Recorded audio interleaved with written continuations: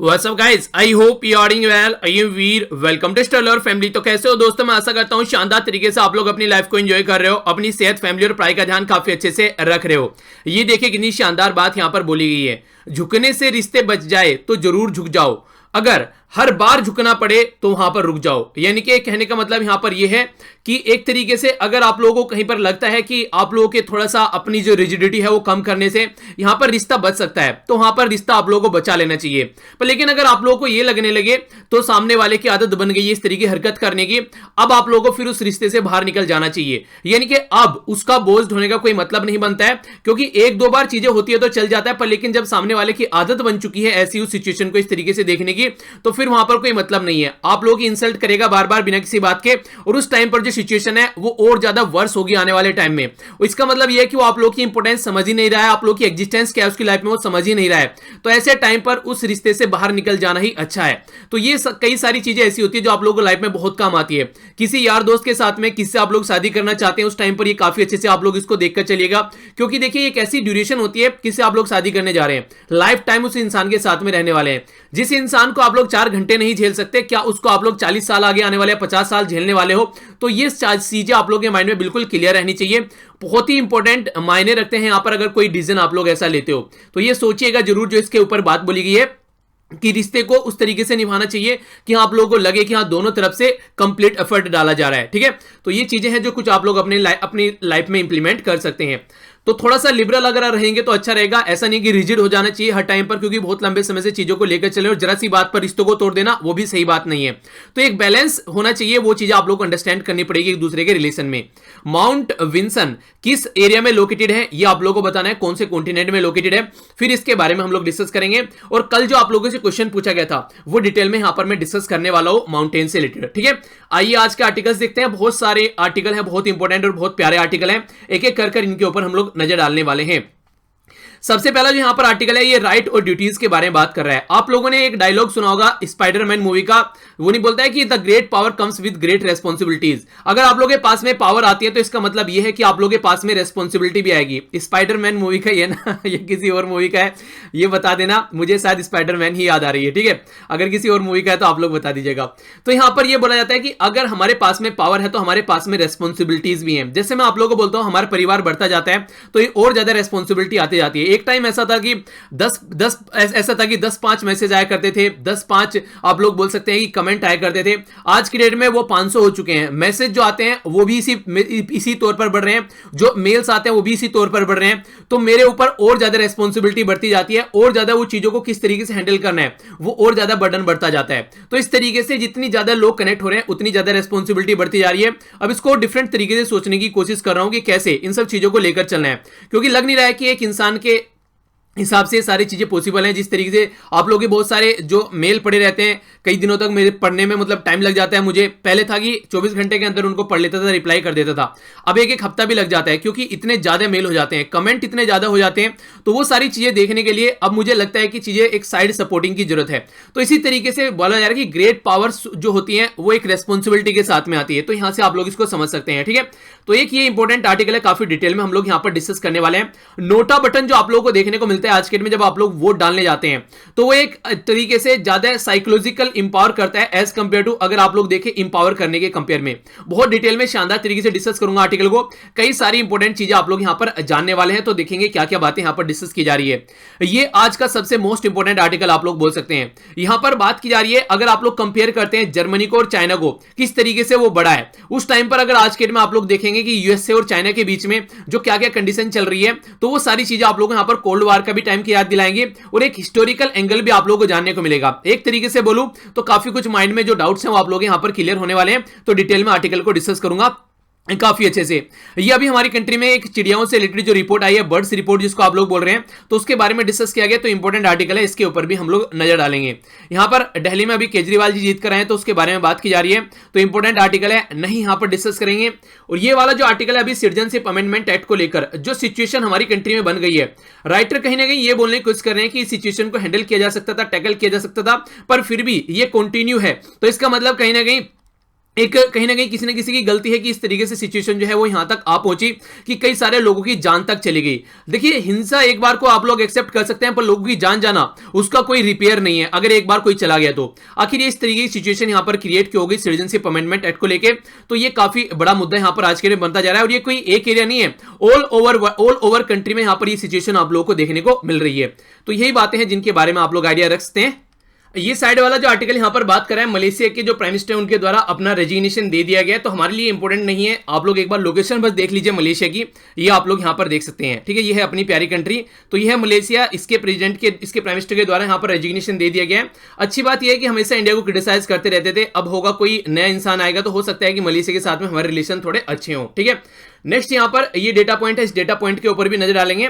और इसी के साथ में जो आज का कार्टून है ये काफी इंटरेस्टिंग है, आप लोग यहां पर देख सकते हैं। डोनाल्ड ट्रंप भाई साहब के 4 हाथ दिखा रखे हैं यहां पर। एक हाथ से तो डांडिया खेल रहे हैं इंडिया के साथ में, और दूसरे हाथ से डांडिया खेल रहे हैं पाकिस्तान के साथ में। कैसे आप लोग इसको समझ सकते हैं?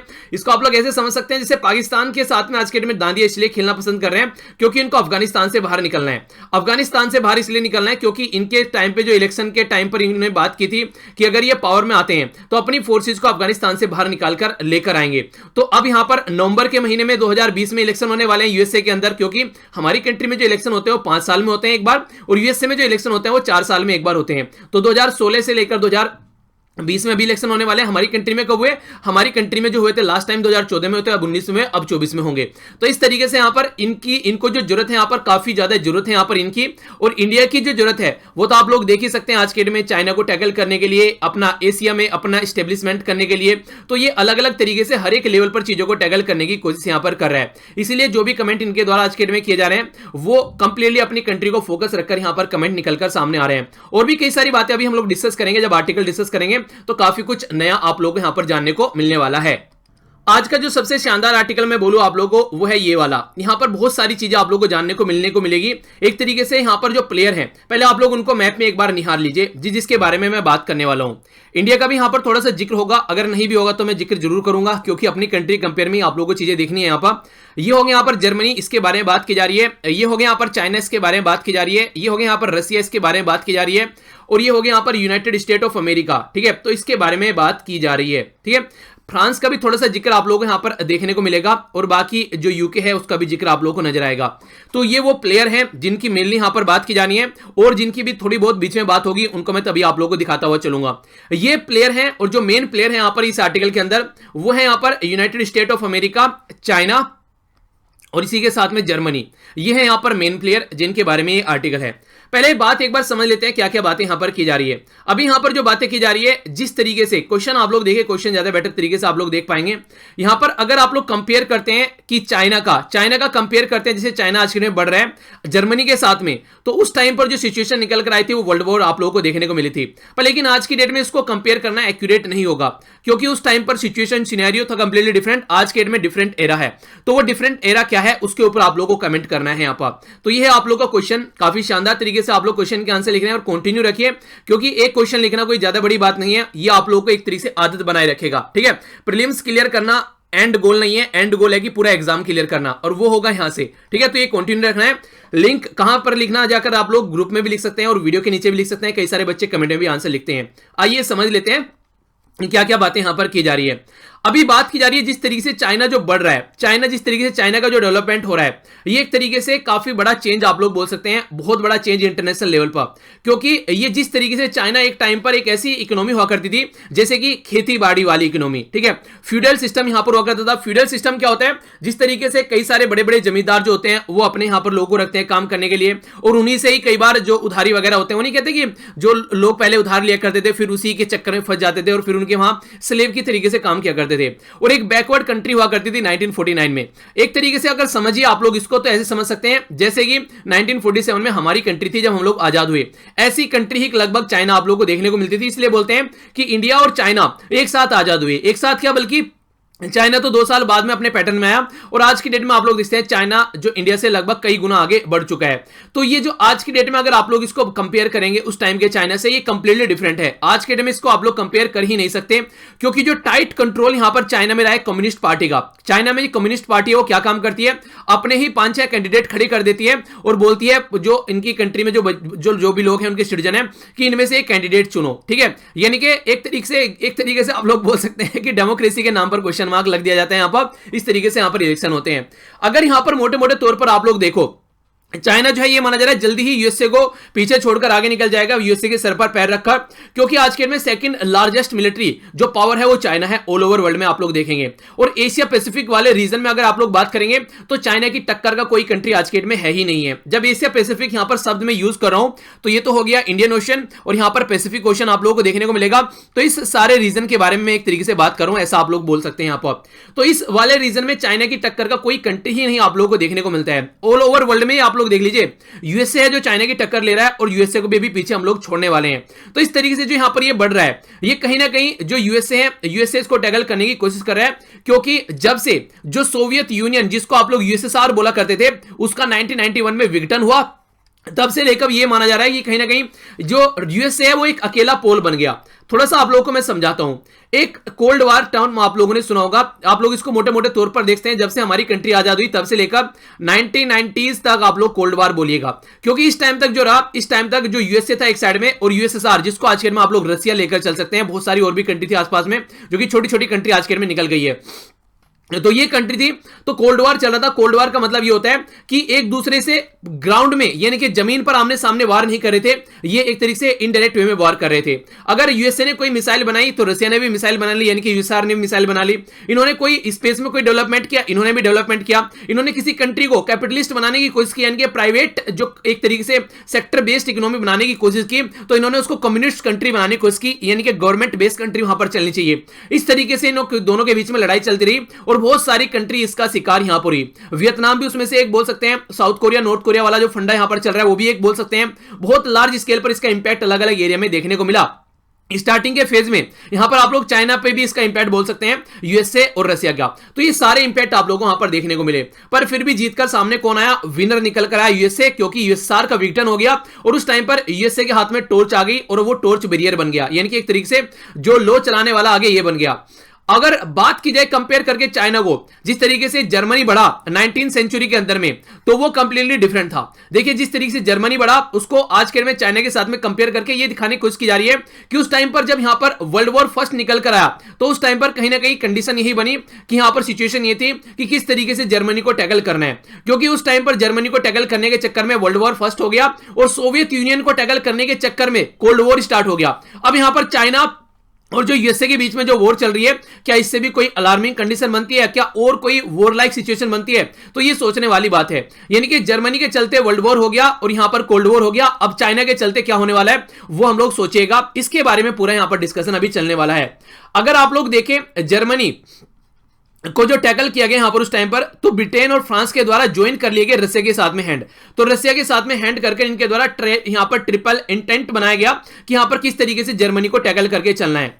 तो इस तरीके से आप लोग देखिएगा जर्मनी की जो पावर थी, जर्मनी जो एक तरीके से अपनी हेजेमनी क्रिएट करी थी, जर्मनी जैसे बढ़ रही थी, तो जर्मनी के पंख उतर दिए गए यहां पर इनके द्वारा और जर्मनी को बहुत ज्यादा ह्यूमिलेट किया गया। लेकिन कहते हैं कि बेइज्जती कर देना, बिल्कुल कि इससे बुरी बेइज्जती कोई हो नहीं सकती है, कुछ ऐसी बेइज्जती जर्मनी की वहां पर की गई। रिजल्ट क्या हुआ, रिजल्ट हुआ वर्ल्ड वॉर फर्स्ट यहां पर निकल के आया। इसी तरीके से अगर आप लोग आगे बढ़िएगा, यहां पर जो जर्मनी से जो अपसेट था ब्रिटेन, यहां पर इसी तरीके से सेम पैटर्न में जैसे जर्मनी बढ़ रहा था और ब्रिटेन की खस्ता हालत हो रही थी उस टाइम पर कि जर्मनी एक नई पावर निकल कर आ रहा है, यहां पर चाइना के बढ़ने से सेम कंडीशन यहां पर यूएसए को हो रही है। यूएसए की सांस जो है वो रुकनी स्टार्ट हो गई है जैसे जैसे चाइना बढ़ रहा है। तो इसलिए श्याम दाम दंड भेद जो भी इसको लग रहा है वो लगा रहा है कि चाइना को कैसे टैकल करके चलना है।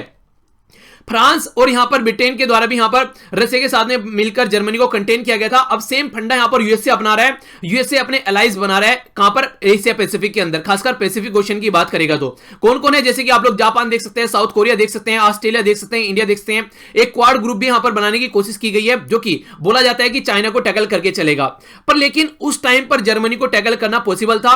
आज की डेट में यहां पर चाइना को टैकल करना पॉसिबल नहीं हो पाएगा। तो नाउ एट द एंड की बात यहां पर की जा रही है, यानी कि अब क्या डिफरेंस है और और तब क्या था, अब दोनों को कंपेयर करके समझ लेते हैं।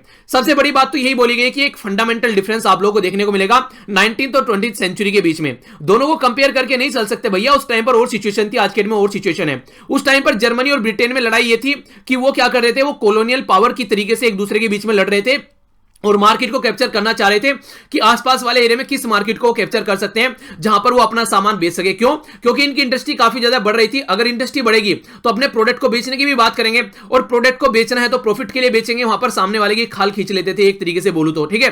तो इस तरीके से, पर लेकिन दूसरी बात यह भी थी, इनके अंदर सपोर्ट भी काफी लार्ज स्केल पर देखने को मिलती थी।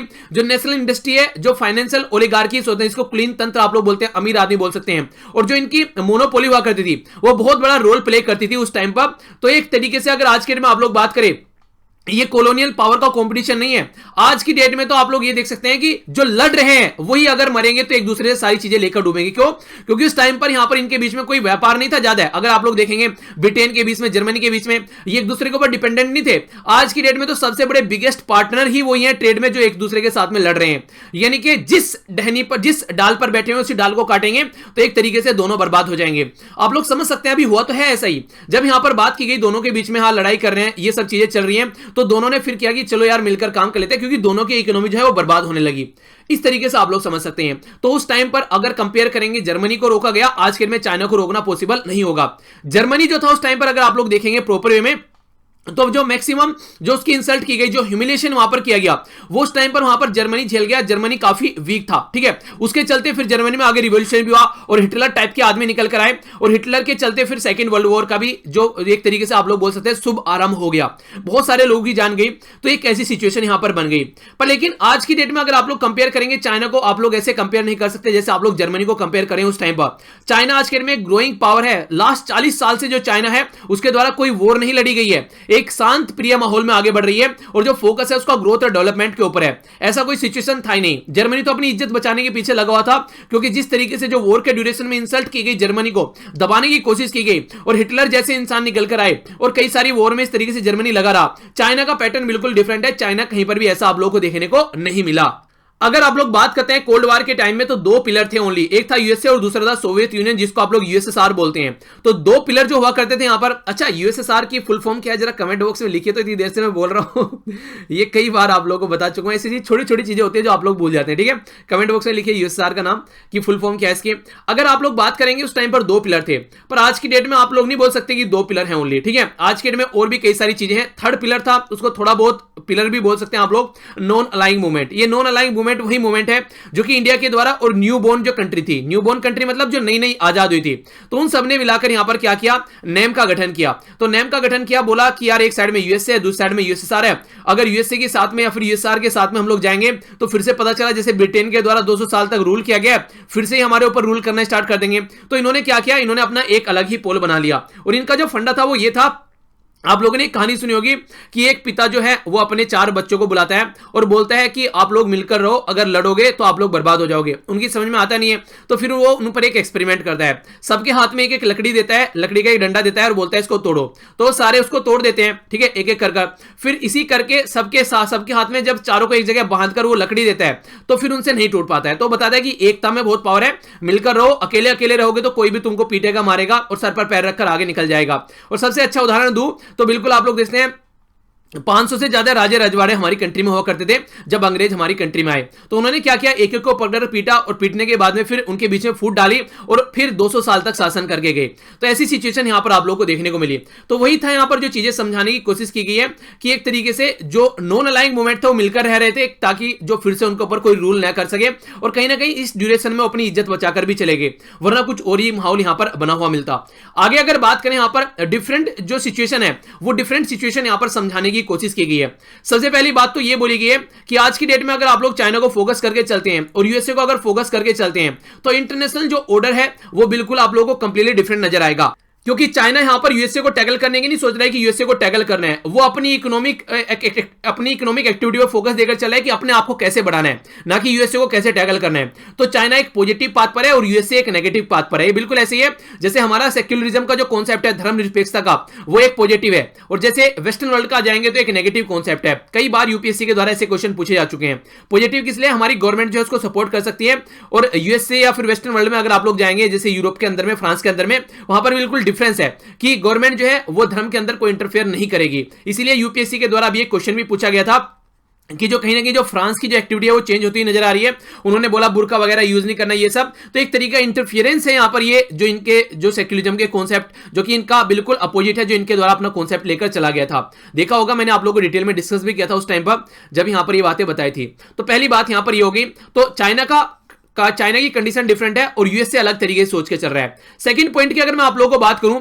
तो ये मोर डायनामिक आप लोगों को देखने को मिलेगा आज की डेट में, क्योंकि रीजनल पावर जो है वो अलग अलग है। जैसे रशिया की अगर बात की जाए, वो सेंट्रल एशिया और ईस्टर्न यूरोप में बढ़ने की कोशिश कर रहा है। यानी कि अगर बात करूं मैं रशिया की, तो रशिया यहां पर जो एशिया वाले रीजन में भी यहां पर अपनी पावर दिखाने की कोशिश कर रहा है, और यूरोप वाले रीजन में भी अपनी पावर दिखाने की कोशिश कर रहा है। तो रशिया अलग तरीके से बढ़ रहा है। इसी तरीके से इंडिया की बात करें तो साउथ एशिया में इंडिया अपना दबदबा दिखाने की कोशिश कर रहा है। साउथ एशिया की बात करूं तो यहां पर ये हो गया इंडिया, हो गया म्यांमार, थाईलैंड, ये वाला जो रीजन हो गया, खासकर अगर इस वाले इंडियन ओशन की आप लोग बात करें तो यहां पर ये बढ़ने की कोशिश कर रहा है। तुर्की की बात करें तो वेस्टर्न एशिया में तुर्की अपना दबदबा बनाने की कोशिश कर रहा है। तो तुर्की को आप लोग यहां पर देखते हैं, ये हो गया तुर्की, और वेस्ट एशिया में ये अपना दबदबा बनाने की कोशिश कर रहा है। तो आज की डेट में आप लोग ऐसा नहीं बोल सकते कि बस यूएसए और चाइना है, अगर दोनों को टैकल करके यूएसए पावरफुल बन जाएगा, नहीं। एक मल्टी डायरेक्शनल वर्ल्ड में आज के डेट में आप लोग रह रहे हैं, जहां पर ऐसे काम नहीं चलेगा जैसे उस टाइम पर सोवियत और अमेरिकन, यानी कि कोल्ड वॉर के टाइम पर बस दो थे, एक को हरा दो तो तुम पावरफुल हो जाओगे। नहीं, आज के में पॉसिबल ही नहीं है। आज के में हर एक कंट्री अपने आप में एक पावरफुल कंट्री बनने की कोशिश कर रहा है, और वो उस पाथ पर बढ़ भी रहा है, और ये पॉसिबल भी हो पा रहा है जिस तरीके का सिस्टम आज के में है।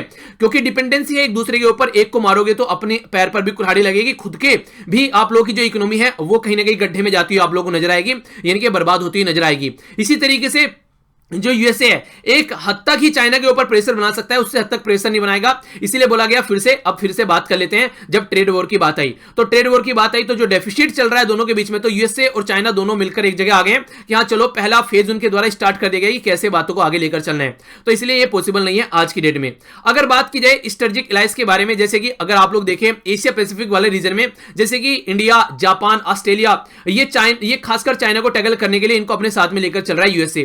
तो इसके चलते अगर तीन मेन प्रॉब्लम की बात यहां पर जो की जा रही है, ठीक है, 3 प्रॉब्लम है जो कि यहां पर जो कंटेनमेंट जो स्ट्रेटजी है वो आज की डेट में कम से कम आप लोग यहां पर इंप्लीमेंट नहीं कर सकते। कैसे? पहली बात समझिए, एंटी चाइना स्ट्रेटजिक जो अलायंस यहां पर बना रहा है यूएसए आज के डेट में, जो जिसको इंडिया को भी साथ में लेकर चल रहा है। तो इंडिया आज की डेट में भी यूएसए के साथ में एक डिफेंस पार्टनर बनने में थोड़ा सा झिझक रहा है, यानी कि खुलकर सामने नहीं आ रहा है, क्योंकि वो जानता है यूएसए की पास्ट की हिस्ट्री कैसे रही है, और चाइना को कंटेन करना, वो भी उस रीजन में जो कि पड़ोसी देश है, बाउंड्री शेयर करता है, किस हद तक हम लोग उसको यहां पर कंटेन कर सकते हैं, किस हद तक हम लोग उसको छोड़ सकते हैं, तो ये पॉसिबल नहीं है। तो इसलिए यहां पर ये इस तरीके से नहीं है जिस तरीके से यूएसए सोच रहा है। सेकंड बात, अगर आप लोग बोले जिस तरीके से अगर आप लोग यहां पर लेकर चलते हैं कि चाइना और यूएसए ने यहां पर ट्रेड वॉर छेड़ी, पर लेकिन ट्रेड वॉर छेड़ने के बाद भी अब फिर से क्या हो गया, फिर से इन्होंने बोला कि टैरिफ वगैरह यार हटा देते हैं, बहुत ज्यादा प्रॉब्लम हो गई यहां पर। तो एक तरीके से इन्होंने फेज 1 ट्रेड डील साइन करना स्टार्ट कर दी है, जिसके चलते इनके द्वारा बोला गया कि यार ये चीजें कंटिन्यू नहीं रह पाएंगी। तो ये समझ गए खुद यहां पर जो यूएसए वाले हैं कि भैया हमारी इकोनॉमी बर्बाद हो रही है, हमारे लोगों की भी जॉब जा रही है,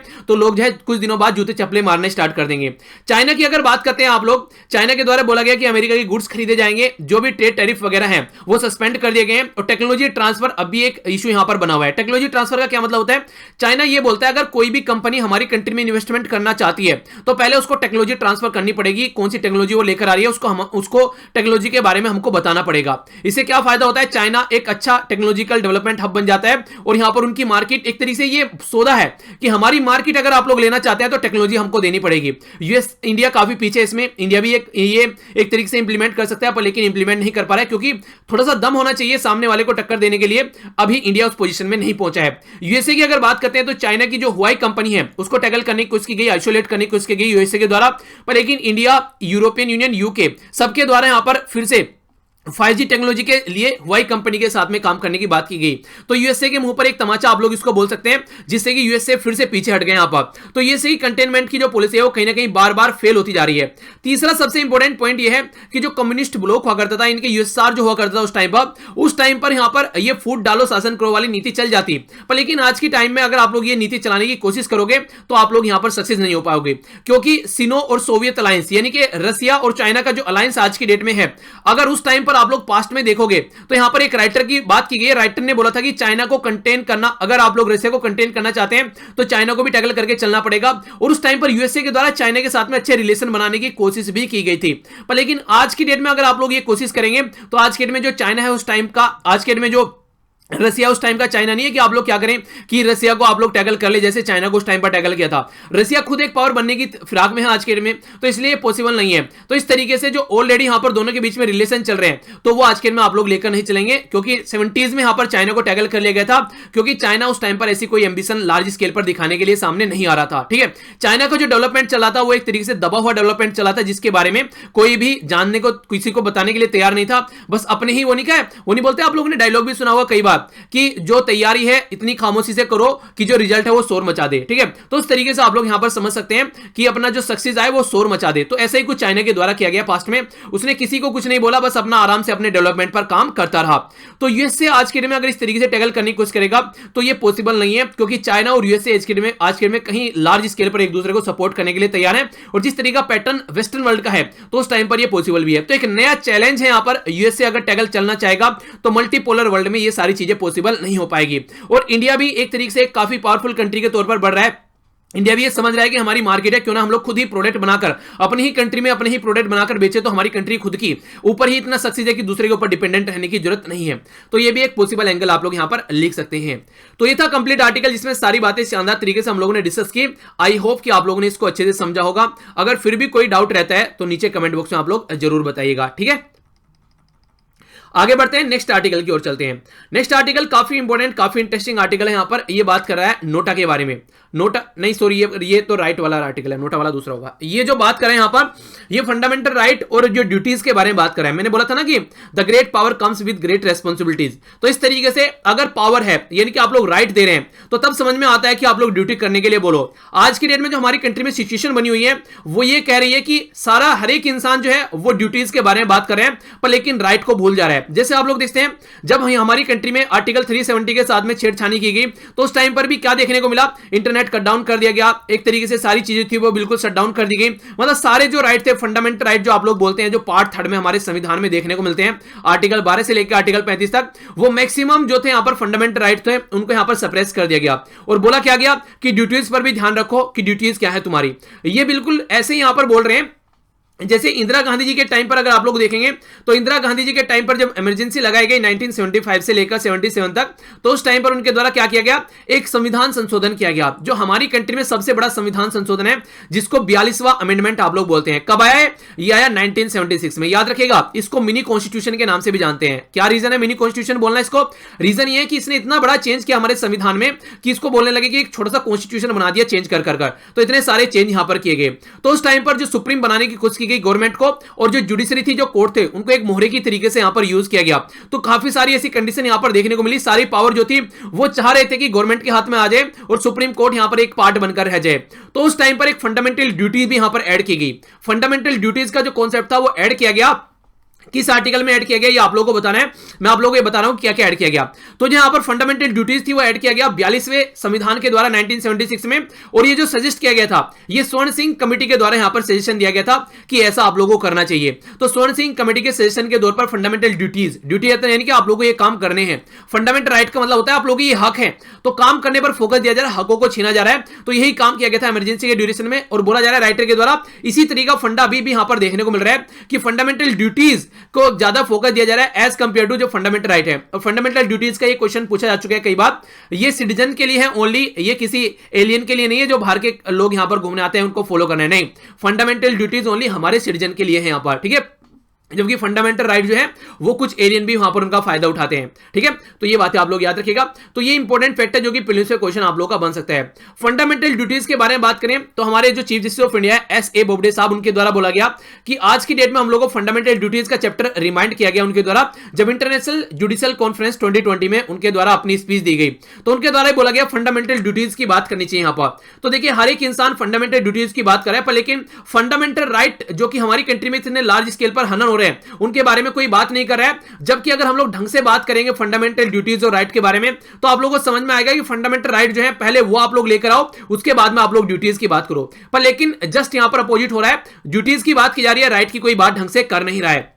सबसे पहले अगर आप लोग देखते हैं जो ड्यूटीज है जो हम लोग को यहां पर प्रोवाइड कराई गई तो ये एक इंडिविजुअल का हक है, यानी कि अगर आप लोग को राइट जो है वो हमारे इंडिविजुअल का हक है। वाइड रेंज की जो ड्यूटीज है वो कहीं ना कहीं एवरीडे लाइफ में हम लोग को बांधती हैं, जैसे कि हम लोग को टैक्स पे करना है, कोई वॉयलेंस हम लोग को लेकर नहीं आना है, इसी तरीके से फ्रेंडली रहना है, अपने जो सिटीजन है उनके साथ में मिलकर रहना है आप। तो ये सारी चीजें जो है जो पार्लियामेंट के द्वारा लॉ बनाए गए उनको फॉलो करके चलना है, तो ये हमारी ड्यूटीज है। पर लेकिन हम लोग ड्यूटीज तभी फॉलो करेंगे जब हमारे राइट का हनन न हो। हमारे राइट का हनन हो रहा है, इंटरनेट को शट डाउन दिया जा रहा है, ये सारी चीजें आप लोग देखते हैं, लोगों को अपनी जॉब छोड़नी पड़ रही है, बच्चे स्कूल में नहीं जा पा रहे हैं, उन तक न्यूज़पेपर नहीं पहुंच पा रहा है, इसी के साथ में इलीगल तरीके से लोगों को गिरफ्तार कर करके जेल में डाला जा रहा है। तो सारी जो भी ड्यूटीज हैं उनको ताक पर रखकर ये सारे काम किए जा रहे हैं। जब हमारे संविधान निर्माताओं ने हमारा संविधान फ्रेम किया था तो उस टाइम पर भी इनके बारे में कई सारी बातें डिस्कस की गई थी कि फंडामेंटल राइट का चैप्टर इसलिए डाला गया था कि कॉलोनियल टाइम पर, यानी कि अंग्रेजों के द्वारा जो हमारी कंट्री में एक तरीके से सेकेंडरी सिटीजन हम लोग को बना दिया गया था। क्रिमिनल ट्राइब्स, एक तरीके से जो एग्जांपल यहां पर दिया जा रहा है, ट्राइबल कम्युनिटी को यहां पर लेस देन ह्यूमन माना जाता था, यानी कि बोला जाता था वो इंसान नहीं है। मूवीज भी आप लोगों ने देखी होगी, dogs and Indians are not allowed. ठीक है, तो ये कंडीशन आप लोगों को देखने को मिलती थी वहां पर, यानी कि ये सारी सिचुएशन अंग्रेजों के द्वारा की गई। तो उस टाइम पर हमारे संविधान में फंडामेंटल राइट डालने का बेसिक पर्पज यही था कि फिर से हमारे आने वाली जो गवर्नमेंट है वो ये ना हो कि आंख पर पट्टी बांधकर ऐसे ही काम करने लगे जैसा अंग्रेजों के द्वारा किया गया था। सेकंड पॉइंट यहां पर उससे भी वो डीपली सेटिस्फाइड थे। देखिए कॉलोनियल जो रूलर थे वो क्या कर रहे थे, कास्ट के नाम पर, रीजन के नाम पर, रिलीजन के नाम पर, जेंडर के नाम पर, हर एक लेवल पर इंडिविजुअल जो है उनको कहीं ना कहीं डिवाइड कर रहे थे। तो ये चीजें सारी समझ में आ गई, तो इसीलिए फंडामेंटल जो भी राइट हमारी कंट्री में रखे गए हैं उसमें सारी चीजें वो रखी गई है ताकि हमारी जो राइट है उसमें वो बातें बताई गई ताकि इन सबको रोका जा सके, यानी कि अनटचेबिलिटी को हटाया जा सके, इक्वलिटी के बारे में यहां पर बात की जाती है, फ्रीडम ऑफ स्पीच के बारे में बात की जा रही है, डेमोक्रेटिक सोसाइटी के बारे में बात की जा रही है। तो ये सारी चीजें यहां पर बात की जा रही है। अगर ये सारी चीजें आप लोग चाहते हैं सोसाइटी में तो पहले आप लोग फंडामेंटल राइट को इंप्लीमेंट कीजिए, उसके बाद में आप लोग बोलिएगा कि फंडामेंटल ड्यूटीज पर फोकस देकर चलना है। कई बार यहां पर फंडामेंटल राइट के बारे में बात की जा रही है वो बहुत कम है, जो ड्यूटीज के बारे में बात की जा रही है वो बहुत ज्यादा है।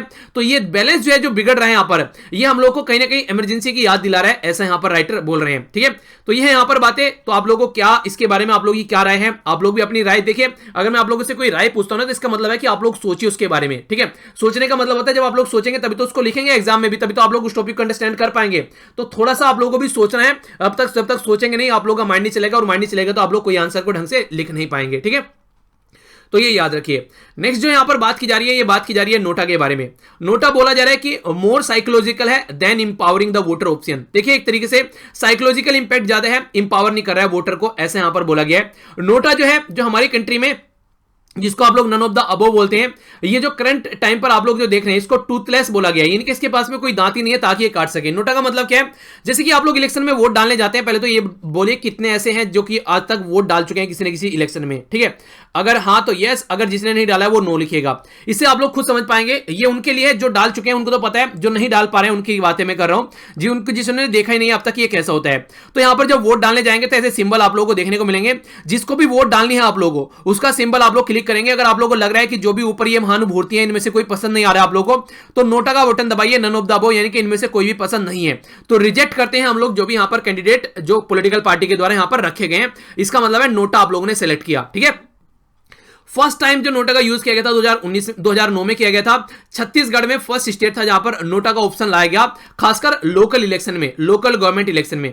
पर लेकिन नोटा का बटन जो था जो असेंबली में प्रॉपर वे में यूज किया गया 2013 में इसको यूज किया गया 4 राज्य के अंदर में, छत्तीसगढ़, मिजोरम, राजस्थान और मध्य प्रदेश और नेशनल कैपिटल दिल्ली के अंदर। तो ये था यहां पर 2013 में। तो 2013 से लेकर अगर अब तक आप लोग बात करेंगे तो नोटा जो है वो यहां पर काफी लार्ज स्केल पर लोगों के द्वारा यूज किया जा रहा है। जब ये इंट्रोड्यूस किया गया नोटा यहां पर, तो जो पॉपुलैरिटी थी काफी ज्यादा यहाँ पर लोगों के अंदर देखने को मिल रही थी और ये अभी भी काफी हद तक यहाँ पर कंटिन्यू है। अगर देखा जाए जो ये बेसिकली यहाँ पर आया तो यहाँ पर ये है PUCL, जिसको People's Union for Civil Liberties. ये यहाँ पर जो एक ऑर्गेनाइजेशन है इसके द्वारा बहुत बड़ा रोल प्ले किया गया, जिसके बाद में सुप्रीम कोर्ट का जजमेंट आया और सुप्रीम कोर्ट ने बोला कि वो डायरेक्ट करेंगे इलेक्शन कमीशन को, ताकि जल्दी से जल्दी जो ईवीएम है, ठीक है, तो इलेक्ट्रॉनिक वोटिंग मशीन में जल्दी से जल्दी यहां पर आप लोग क्या करें, नोटा का बटन लेकर आए या फिर बैलेट पेपर में, ताकि लोग जो है यहां पर इसको यूज कर सकें नोटा के बटन को। अगर उनको लगता है कि वो यहां पर देखिए इससे क्या होगा, सबसे बड़ा फायदा क्या है कि आप एक तो आप लोग वोट डालने जाएंगे, अगर नोटा का बटन नहीं है, आप लोगों को कोई कैंडिडेट पसंद नहीं आ रहा है, तो आप लोग क्या करेंगे, वोट ही नहीं डालेंगे। तो एक तरीके से आप लोग का जो राइट है वोटिंग का वो आप लोग यूज नहीं कर पाएंगे। पर लेकिन अगर नोटा का बटन है तो आप लोग वोट भी डाल पाएंगे यहां पर, और एक तरीके से किसी कैंडिडेट को वोट नहीं डालेंगे, आपका राइट भी यूज होगा और एक तरीके से रिजेक्शन भी आप लोग देकर वहां पर आ गए हैं। तो ये एक तरीके से कहीं ना कहीं एक दूसरा एंगल यहां पर दिखाने की कोशिश की गई है। पर लेकिन इसका मतलब ये नहीं है, आप लोग यहां पर समझिए, काफी इंपॉर्टेंट एंगल एक समझाने की कोशिश की गई है। उदाहरण के तौर पर देखिए, मान लीजिए ये इलेक्शन है, यहां पर political party A B C D और यहां पर नोटा है यहां पर, तो इस तरीके से यहां पर वोट मिली है। अगर पॉलिटिकल पार्टी को 31% वोट मिली है, ठीक है, और यहां पर पॉलिटिकल पार्टी बी को 24 और यहां पर सी को 12 और यहां पर डी को ये 14, तो इस तरीके से अगर नोटा बटन यहां पर देखा जाए तो आउटकम में क्या आएगा, आउटकम में रिजल्ट तो पॉलिटिकल पार्टी ए जीतकर आ गई है, नोटा ने कोई रोल प्ले नहीं किया है। इस तरीके से अगर आप लोग देखेंगे तो आप लोगों को लगेगा कि नोटा कोई रोल प्ले नहीं कर रहा है, कि नोटा क्या किया, 19% होने के बाद भी, भले ही 19 की जगह अगर यहां पर 25% भी होता तो नोटा का कोई मतलब नहीं था यहां पर। इस तरीके से अगर आप लोग देखें, जो ये जीतकर आना था ये जीतकर आ चुका है, ठीक है। पर अब दूसरा एंगल आप लोग देखिए, अगर आप लोग यहां पर बात करें जो नोटा को वोट नहीं डाल रहे हैं, अगर वही सारी वोट अगर यहां पर पॉलिटिकल पार्टी ए को चली जाती तो 50% वोटिंग इसके पास में हो जाती, तो पॉलिटिकल पार्टी का कोई सामने टिकने वाला नहीं था, तो पॉलिटिकल पार्टी क्लियर मेजोरिटी के साथ में जीत कर आती, ठीक है। पर लेकिन अगर यहां पर नोटा की वोट हो सकता है कि ए को ना जाती, पॉलिटिकल पार्टी बी को चली जाती, तो पॉलिटिकल पार्टी बी यहां पर जीत कर आती और फिर यहां पर जो ये एक तरीके से क्लियर जो मेजोरिटी किस पास में आती, बी के साथ में यहां पर आती। तो डायरेक्ट वे में तो नोटा प्ले नहीं कर रहा अपना रोल, पर लेकिन इनडायरेक्ट वे में नोटा जो है वो अपना रोल प्ले कर रहा है, ऐसा आप लोग यहां पर बोल सकते हैं। पर लेकिन रिजल्ट अगर देखेंगे आप लोग, यहां पर जो रिजल्ट आ रहा है वो एक्जैक्टली डायरेक्टली आप लोग को देखने को मिलेगा कि नोटा प्ले नहीं कर रहा है। दूसरी बात, जो सिटीजन है वो अपना हक यूज कर रहे हैं, अपना राइट यूज कर पा रहे हैं कि हाँ इस इंसान को वोट नहीं देनी है, तो कम से कम उनको लग भी रहा है कि हाँ ये सही तरीके से आप लोग अपनी वोटिंग राइट यूज कर आ रहे हैं। तो ये सारी बातें यहां पर आप लोग अंडरस्टैंड कर सकते हैं, जो कि काफी ज्यादा इंपॉर्टेंट भी है यहां पर, ठीक है। तो इनडायरेक्ट वे में यहां पर नोटा जो है अपना रोल प्ले कर रहा है। पर लेकिन फिर भी बात ये बोली जा रही है कि एक तरीके से साइकोलॉजिकली तो आप लोग वोट डाल कर आ रहे हैं, पर लेकिन एग्जैक्टली ये इंपावर नहीं कर पा रहा है वोटर को जिस तरीके से इसको इंपावर करना चाहिए। बहुत सारे लोग आज भी हैं जो नोटा का यूज नहीं करते हैं, उनको लगता है कि ये कैंडिडेट सही नहीं है, पर फिर भी उनको ये लगता है कि नोटा का यूज करेंगे तो उनकी वोट जो है वो बर्बाद हो जाएगी, ऐसा भी कई बार सोचने की कोशिश की जाती है। तो अभी भी यहां पर नोटा का एग्जैक्टली एक तरीके से ऐसा होना चाहिए मेरे हिसाब से तो, कि अगर नोटा को फुल वोट यहां पर मिल जाती है, किसी पॉलिटिकल पार्टी की वोट इतनी नहीं है जितनी नोटा की है यहां पर, तो फिर देखिए कम से कम ये इलेक्शन तो कैंसिल वहां पर होनी चाहिए। दूसरा ये भी कर देना चाहिए कि जो पॉलिटिकल पार्टी के जो कैंडिडेट उस इलेक्शन में वहां पर वो खड़े किए गए थे, उनको किसी को भी टिकट नहीं दिया जाए, उनका टिकट कैंसिल कर दिया जाए। ये अभी आप लोगों का जो पीपीटी बनाना था तभी मेरे माइंड में ये ऑप्शन आया, कैसा रहेगा ये ऑप्शन अगर ऐसा कर दिया है। एक तो ऐसा करें कि इलेक्शन कैंसिल कर दें, तो इलेक्शन कैंसिल करने से क्या होगा, एक तो देखिए पैसा बहुत ज्यादा लगेगा, टैक्स पेयर की मनी है, ठीक है। पर लेकिन इलेक्शन कैंसिल करने के बाद में अगर वो कैंडिडेट जो रिजेक्ट किए गए उनको पिक्चर से नहीं हटाएंगे, तो फिर से वो आएंगे, तो फिर से पता चला नोटा को ज्यादा वोट दे दी गई है, तो पॉलिटिकल पार्टी सुधर जाएंगी, वो अच्छे कैंडिडेट यहां पर लेकर आएंगे। तो इसके बारे में आप लोग क्या सोचते हैं? अगर हाँ तो यस, अगर नहीं तो आप लोग अपना सजेशन दे सकते हैं कि आप लोग इसके बारे में क्या सोचते हैं, ठीक है। तो ये काफी इंपॉर्टेंट है, जो कि आप लोग मोटा मोटा आइडिया रख सकते हैं, और ऐसा अगर आप लोग सोच भी रहे हैं तो क्या यहां पर कंडीशन सोल्यूशन है, ठीक है। आगे बढ़ता हूं, नेक्स्ट काफी इंपॉर्टेंट है यहां पर स्टेट ऑफ इंडिया बर्ड्स के बारे में बात की जा रही है 2020, जो कि एक रिपोर्ट अभी प्रस्तुत की गई है। पहले आप लोग यहां पर इसके बारे में थोड़ा समझ लीजिए। स्टेट ऑफ इंडिया बर्ड 2020 जो रिपोर्ट है वो रिसेंटली रिलीज की गई 13th कॉन्फ्रेंस ऑफ पार्टी जो कन्वेंशन अभी कंजर्वेशन ऑफ माइग्रेशन जो migratory species of wild animal यहां पर जो देखने को मिली, कहां पर, गांधीनगर गुजरात के अंदर में। प्रीलिम से बहुत प्यारा सा क्वेश्चन आप लोग का बन जाएगा यहां पर। तो एक तो रिपोर्ट के बारे में कहां पर रिलीज की गई, किस ड्यूरेशन में इसको रिलीज किया गया, यहां पर इसके बारे में याद रखिएगा। डेटा जो बेस है किसी एक इंसान या किसी एक कंपनी के द्वारा तैयार नहीं किया गया है। डेटा बेस जो है यहां पर ये मोर देन 10 मिलियन ऑब्जर्वेशन यहां पर किए गए, लगभग 15,000 बर्ड वॉचर्स के द्वारा, और इसके चलते यहां पर एक ई प्लेटफॉर्म तैयार किया गया जहां पर इंफॉर्मेशन डाली गई। यानी कि जो रिपोर्ट है यहां पर एक तरीके से बर्ड वॉचर और हमारे जैसे तुम्हारे जैसे जो लोग हैं उनके द्वारा भी यहां पर पार्टिसिपेट किया गया।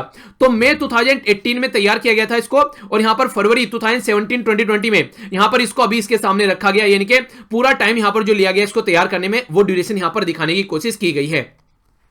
ये जो रिपोर्ट यहां पर सामने निकल कर आई है, इस रिपोर्ट में कई सारी बातें बोली गई हैं, खासकर चिड़ियाओं के बारे में अगर आप लोग बात करेंगे कि फर्स्ट टाइम सबसे पहले तो ऐसा कोई डेटा कलेक्ट किया गया हमारी कंट्री में जो कि बहुत बड़ा रोल प्ले यहां पर करा है, इंक्लूडिंग जो ग्लोबली जो थ्रेटन्ड वन है उनके बारे में भी इंफॉर्मेशन प्रोवाइड कराई गई है, जो स्पीसीज है हमारी कंट्री में किस तरीके से डिक्लाइन हो रही है पिछले टाइम में। अगर आप लोग देखेंगे पिछले 2 डिकेड 20 सालों में जो डिक्रीज यहां पर देखने को मिला है, लास्ट 5 सालों में उससे भी हाई डिक्रीज देखने को मिल रहा है। यानी कि एक तरीके से जितना जितना आगे बढ़ रहे हैं उतना ही हाई स्पीड यहां पर नजर आ रही है इस तरीके से डिक्रीज की, तो ये काफी नेगेटिव इंपैक्ट आप लोग बोल सकते हैं। जो बर्ड स्पीसीज है वो इमीडिएटली यहां पर कंजर्व करने की जरूरत है। अगर ऐसी सिचुएशन चलती रही जैसे चल रही है तो सोचने के लिए हम लोग को मजबूर होना पड़ जाएगा। ग्लोबली अगर आप लोग यहां पर बात करेंगे, जो थ्रेटन्ड इंडियन बर्ड्स हैं वो 67 हुआ करती थी, अभी यहां पर 34 और ऐड कर दी गई यहां पर इसमें, तो टोटल मिलाकर 101 ऐसी स्पीसीज हो गई हैं जिनको हम लोग को फोकस देकर चलना पड़ेगा, जो कि इंडेंजर्ड, डेंजर और इसी के जो कि क्रिटिकली इंडेंजर्ड, इंजेंडर और वनरेबल कैटेगरी में है। यानी कि एक तरीके से अगर इन पर ध्यान नहीं दिया गया तो ये जो वो सेक्शन है जो खत्म हो सकता है बड़ी जल्दी, तो इसके चलते इन पर फोकस देना काफी ज्यादा जरूरी है। स्ट्रॉन्ग रीजन यहां पर क्या बोला जा रहा है, ये स्ट्रॉन्ग रीजन यहां पर स्ट्रेंथन करने की इसको काफी ज्यादा जरूरी है। एवियन जो हेरिटेज है उसको कंजर्व करने की काफी ज्यादा जरूरी है, और 2 डिस्टिंक्ट फीचर यहां पर बताने की कोशिश की गई अप्रोच की। सबसे पहला, इंफॉर्मेशन जो है वो सिटीजन से निकल कर आई है, तो इसका मतलब ये सिटीजन भी यहां पर जान रहे हैं आगे से कि जो पक्षियां हैं कैसे उनको कंजर्व करना है, जो यहां पर इंफॉर्मेशन इकट्ठी की गई है। सेकंड, जो डेटा है यहां पर पब्लिक डोमेन में है, यानी कि डेटा जो है उसका आउटपुट जो देखिए पब्लिक डोमेन में है, सारी चीजें कि किस तरीके से आप लोग इनको फॉलो कर सकते हैं, क्या क्या यहां पर प्रॉब्लम है, और इसके ऊपर एक रिसर्च और स्टडी भी आप लोग कर सकते हैं। यानी कि कोई छिपी हुई चीज नहीं है कि आप लोग को पता नहीं है क्या चल रहा है, सारी चीजें आप लोग के सामने है।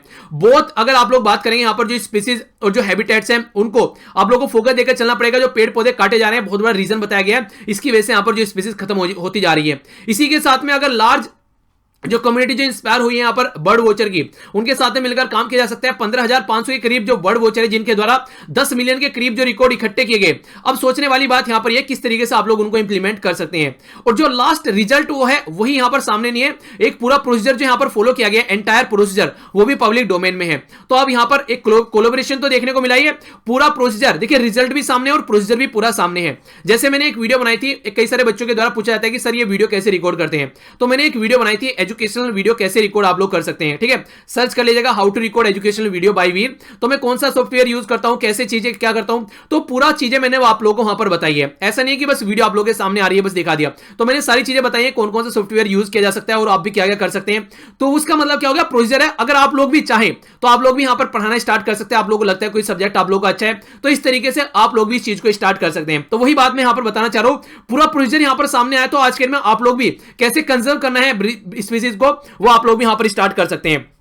तो एक अच्छी बात है यहां पर, कहीं ना कहीं यहां पर कोई छुपा नहीं है कि आप लोग की अंदर ही अंदर चीजें सामने, जैसे कि यूपीएससी क्या करती है बताती नहीं है, क्या प्रोसीजर फॉलो करती है जब मार्क्स वगैरह प्रॉपर वे में दिए जाते हैं, तो ऐसा कुछ नहीं है यहां पर। ठीक है, तो इस तरीके से आप लोग अगर लेना चाहते हैं तो सारी ओपन में सब चीजें अवेलेबल है, डेटा भी। तो अब यहां पर जो पब्लिक डोमेन में स्क्रूटनी कर सकते हैं, क्या क्या चैलेंजेस है, क्या क्या रिसर्च स्टडी की जा सकती है, वो सारी चीजें आप लोग लेकर चल सकते हैं। बस एंड रिजल्ट ये होना चाहिए कि सोल्यूशन निकलना चाहिए कि हाँ भैया ये प्रॉब्लम थी और ये सोल्यूशन यहां पर निकल कर आ रहा है, वो जरूर होना चाहिए। अब नेक्स्ट जो यहां पर डेटा पॉइंट है, बात की जा रही है जो बच्चे आज के टाइम में पैदा हो रहे हैं वो कहीं ना कहीं सर्जरी से बहुत ज्यादा पैदा हो रहे हैं, यानी कि सर्जरी उनकी करनी पड़ रही है।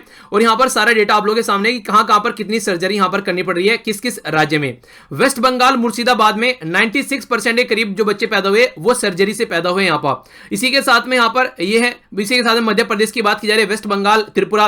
देखिए होता क्या है आज के में, बच्चा नॉर्मली पैदा होता है, फिर भी जो डॉक्टर है आज के में कहीं ना कहीं पैसा कमाने के लिए, अगर नॉर्मल पैदा होगा तो उनके 2-4 हजार रुपए बन जाएंगे, अगर सर्जरी से पैदा होगा तो उसके 30-40 हजार रुपए बन जाएंगे। तो पैसा ज्यादा कमाने के चक्कर में भी सर्जरी कर देते हैं, जिससे जो वुमेन है उसकी लाइफ जो है वो काफी प्रॉब्लम में आ जाती है। पर लेकिन पैसे को ज्यादा प्रेफरेंस यहां पर दिया जाता है। तो वर्ल्ड हेल्थ ऑर्गेनाइजेशन के द्वारा यहां पर बताया गया किस तरीके से जो सर्जरी है वो आज के दिन में बढ़ती जा रही है, और उसके बारे में यहां पर ये डेटा प्रस्तुत किया गया है। ठीक है, तो इंडिया का डेटा है यहां पर जो कि आप लोग आइडिया रख सकते हैं। आइए क्वेश्चन देख लेते हैं जिनके आंसर आप लोगों को देने हैं। सबसे पहले बात की जाए छत्तीसगढ़ के बारे में। छत्तीसगढ़ फर्स्ट राज्य था जहां पर नोटा का ऑप्शन दिया गया। ठीक है, लोकल इलेक्शन में नोटा बटन जो था, जो असेंबली 2013 में 4 राज्यों में यहां पर यूज किया गया, छत्तीसगढ़, मिजोरम, राजस्थान और मध्य प्रदेश। तो कौन सी स्टेटमेंट करेक्ट है?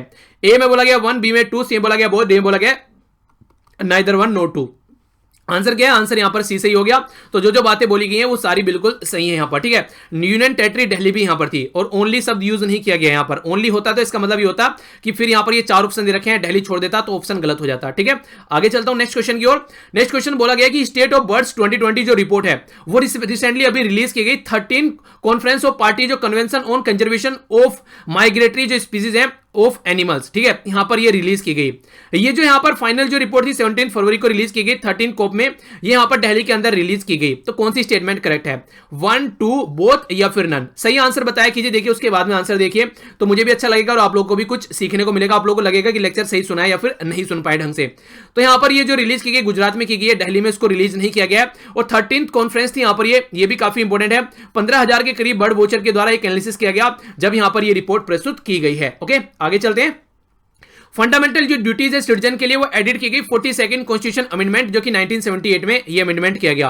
रिकमेंडेशन जो दी गई यहां पर स्वर्ण सिंह कमेटी के द्वारा दी गई कि हमारे संविधान में फंडामेंटल ड्यूटीज होनी चाहिए। कौन सी स्टेटमेंट करेक्ट है? 1, 2, बोथ या फिर नन? सही आंसर यहां पर क्या है? तो जो सही आंसर है यहां पर ये इसका होगा क्या? बी, यानी कि 2, क्योंकि फर्स्ट में 76 है, यहां पर 78 नहीं है। 78 में 44th कॉन्स्टिट्यूशन अमेंडमेंट आया था जिसमें इसमें जो भी प्रॉब्लम की गई थी कॉन्स्टिट्यूशन में उनको चेंज करके अच्छा कॉन्स्टिट्यूशन बनाया गया था, ठीक है। तो ये याद रखिएगा आप लोग, इसको मॉडिफाई किया गया, फिर 44th कॉन्स्टिट्यूशन अमेंडमेंट यहां पर लाया गया और स्वर्ण सिंह कमेटी का नाम आप लोग याद रखिएगा। नेक्स्ट यहां पर ये क्वेश्चन आप लोग बताइएगा, कल भी आप लोगों से पूछा गया था और अभी भी इसका एक्सप्लेनेशन ढंग से करूंगा। यहां पर माउंटेन जो है, यहां पर माउंटेन इल्बर्स के बारे में बात की जा रही है। पहली स्टेटमेंट में बोला गया कि ये एक माउंटेन इल्बर्स जो है हाईएस्ट माउंटेन है एशिया के अंदर में। दूसरा बोला गया एक्टिव वोल्केनो आप लोगों को लोकेटेड देखने को मिलेंगे जो यहां पर जॉर्जियन बॉर्डर रसिया के पास में, ठीक है। तो ये कौन सी स्टेटमेंट करेक्ट है? 1, 2, बोथ या फिर नन? तो इसको आप लोग समझ लीजिए थोड़ा सा डिटेल में। जो आंसर है वो डी सही है, कोई सी भी स्टेटमेंट सही नहीं है यहां पर। पहली जो बात बोली गई यहां पर, ये बोला गया ये एशिया में, तो एशिया में नहीं है, ये यूरोप के अंदर में है। इसको आप लोग लोकेशन देख सकते हैं, ये यूरोप के अंदर जो बेसिकली यहां पर ये एग्जैक्ट लोकेशन आप लोग यहां पर देख सकते हैं। ये रसिया का वो वाला पोर्शन है जो यूरोप के अंदर है। जैसे मैं आप लोगों को कई बार बता भी चुका हूं, रसिया का आधा पोर्शन आप लोगों को यूरोप के अंदर देखने को मिलेगा, आधा पोर्शन आप लोगों को एशिया के अंदर देखने को मिलेगा। तो ये लगभग 8,510 फीट या फिर 5,642 मीटर ऊंची ये एक माउंटेन आप लोग बोल सकते हैं। और नॉर्मली इसको टेक्निकली माउंटेन नहीं बोलते हैं, ये इनएक्टिव यानी कि डोरमेंट वोल्केनो की तरीके से इनको देखा जाता है, जो कि जॉर्जिया के बॉर्डर पर यहां पर नजर आएगा रसिया के अंदर में, ठीक है। तो आंसर इसलिए यहां पर क्या सही हो गया? ये डोरमेंट वोल्केनो है। डोरमेंट वोल्केनो होता है जो काफी लेट फटता है, ऐसा नहीं कि बार बार फटता जा रहा है यहां पर। तो ये यहां पर है, तो दोनों ही स्टेटमेंट बिल्कुल इनकरेक्ट हो गई। तो यही क्वेश्चन भी आप लोगों से मैंने पूछा था। तो आंसर क्या हो गया यहां पर? आंसर इसका डी हो गया। तो ये था टोटल आज का डिस्कशन। आई होप कि आप लोगों ने इसको अच्छे से एंजॉय किया होगा। अगर देखिए अच्छा लगता है तो लेक्चर लाइक किया कीजिए, अगर अच्छा नहीं लगता तो प्लीज डिसलाइक करने के बाद में ये जरूर बताइएगा कि डिसलाइक क्यों किया, ताकि आने वाले टाइम में लेक्चर को इंप्रूव किया जा सके। और मेरे साथ में कनेक्ट रह सकते हैं और भी कई सारी इंफॉर्मेशन के लिए फेसबुक और इंस्टाग्राम पर, और पीडीएफ यहां से जाकर आप लोग डाउनलोड कर सकते हैं, सारी एक जगह इकट्ठी मिल जाती है आप लोगों को। तो मिलता हूं नेक्स्ट लेक्चर में। बड़ों को नमस्ते, छोटों को प्यार, छोटी सी लाइफ है, एंजॉय करो यार। तब तक के लिए जय हिंद।